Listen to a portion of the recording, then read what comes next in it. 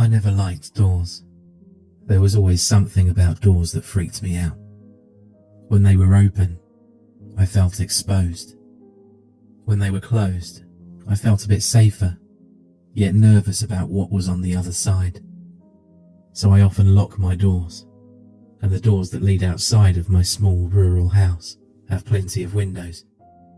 I've told people about this phobia, I guess you could call it that, before.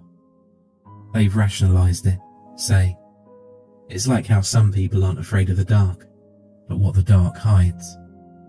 Yes, that makes sense. I guess, ever since I was a kid, I always imagined watching one open on its own, and a monster would come out and get me. Even now and again into my teen years did this happen. It was always a door, never through a window, never out of a dark hallway or a corner, but a door. The knob would turn, the hinges would creak, and out came a creature of utter blackness, and it would take me away, kill me, or whatever monsters did. That is why I hated this particular door. The door was tall, nearly 8 feet tall, and about 3 feet wide. It was black, jet black. I didn't like it. It was big, dark, and in my bedroom. I never used this door often. I kept some old clothes behind that door on racks. Suits, ties, dress pants, just some random formal stuff I hardly used. I was just a cook, so I never really needed them unless I needed a job. Luckily, I was able to stay with this diner for a long time. I haven't opened that door for 5 years. I often wonder why I never got rid of it. If I didn't like it, why keep it? Well, I guess just because it seemed silly. It seemed silly to get rid of a door just because of some childhood fears. I was a big boy now.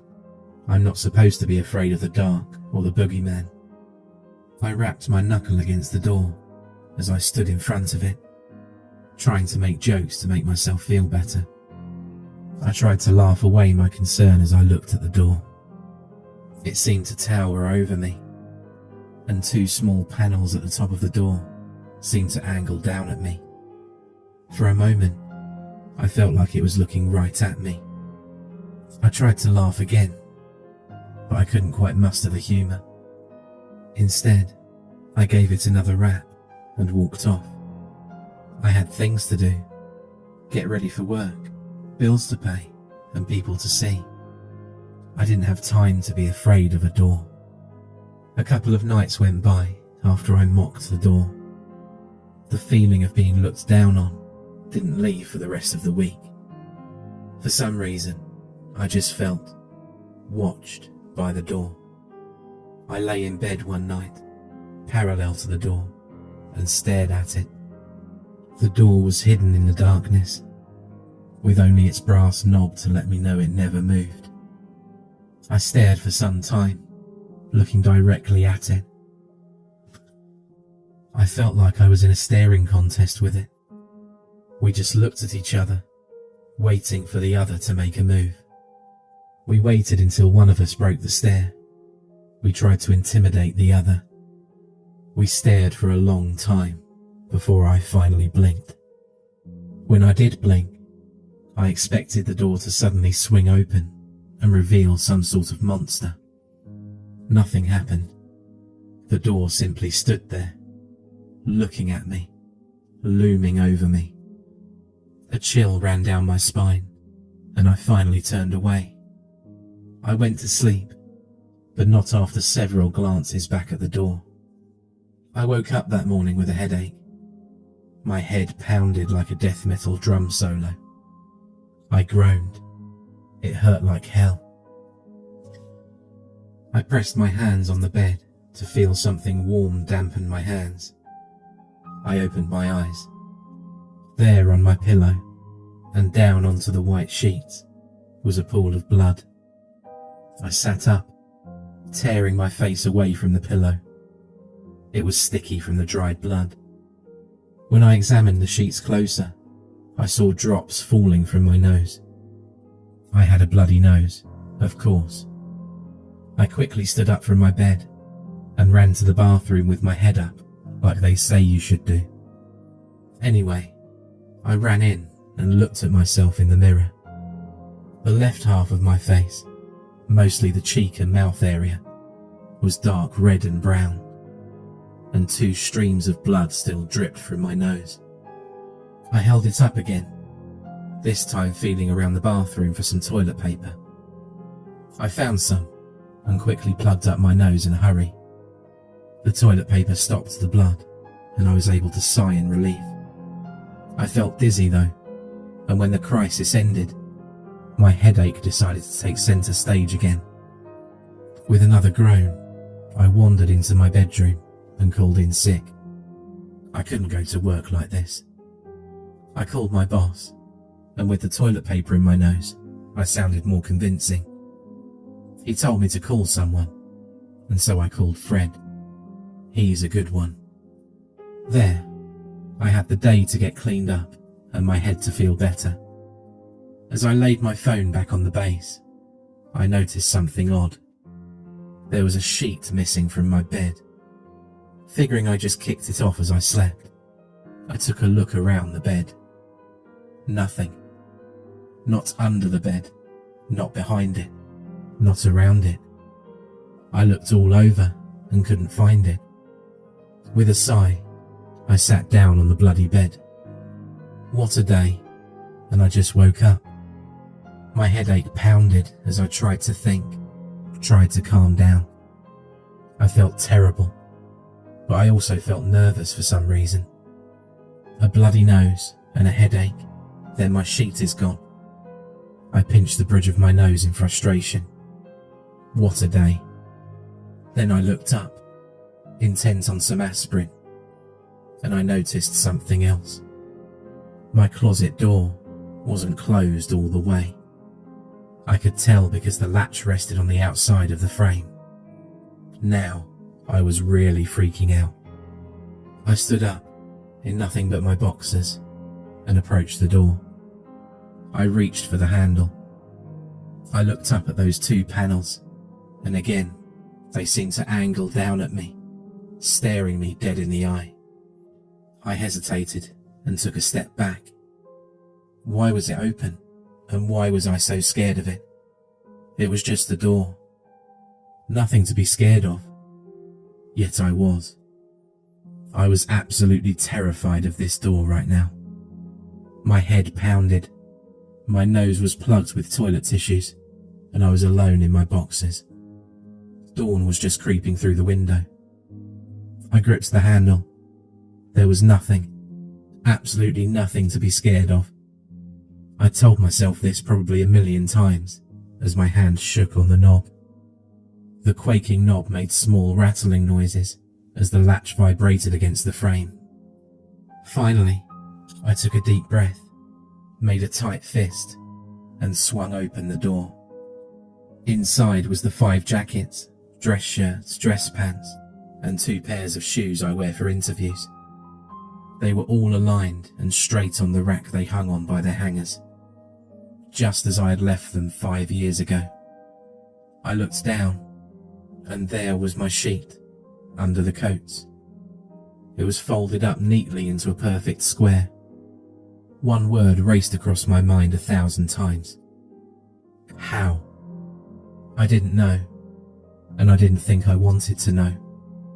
Mustering my courage again, I reached down and grabbed the sheet, and then I shut the door. I must have used more force than usual as the door shut with a small slam. I jumped in response, but I stood my ground otherwise. I looked back up at the 2 panels and remained still. They looked back. They seemed to be waiting for some sort of response to my findings. Did they want praise? Fear? Scolding? What was I to do? Should I tell it how much it scared me and how terrible of a trick it was? I looked up at it. It looked back. I never moved from where I was until around 10 a.m. The day pressed on. I was downstairs, cleaned up, and my headache was gone. I was sitting on my couch watching TV. I was watching a documentary about the Civil War. Next to me in a chair was the sheet I found in the closet. I didn't take the time to put them back on the bed, nor did I take the bloody sheets and pillow to be washed. I didn't intend to sleep up there anyway. Yet it seems my venture to avoid the door was not something I was destined. As the soothing voice on the TV spoke, I heard something that made my blood run cold. A loud slam echoed through the emptiness of my house. It was a fierce slam, like someone who was running for their life would slam a door in front of a maniac, or like how a child looking for attention would slam their parents' door. I jumped up from the couch and looked up the stairs leading to my room. The slam echoed in my ears a few times as I gazed up, unable to move. I was not just scared anymore. I was terrified. Something was in my house. Something hid behind that door. And that something wanted my attention. I called out, asking if anyone was there. I wasn't sure how I was able to muster the courage to call out into the empty house. I wasn't even sure why I thought I'd get an answer. I didn't, and the house was silent once again. My nerves were not settled, however.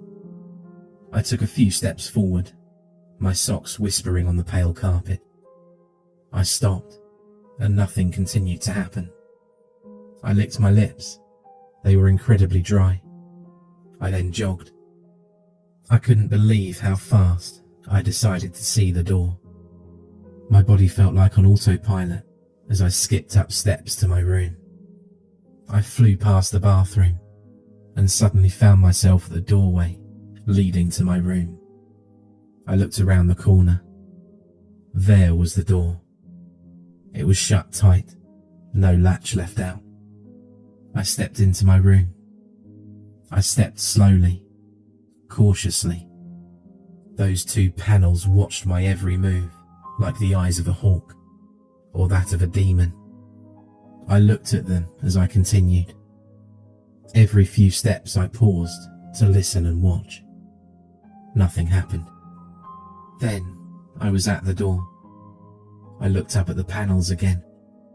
This time, something else caught my eye.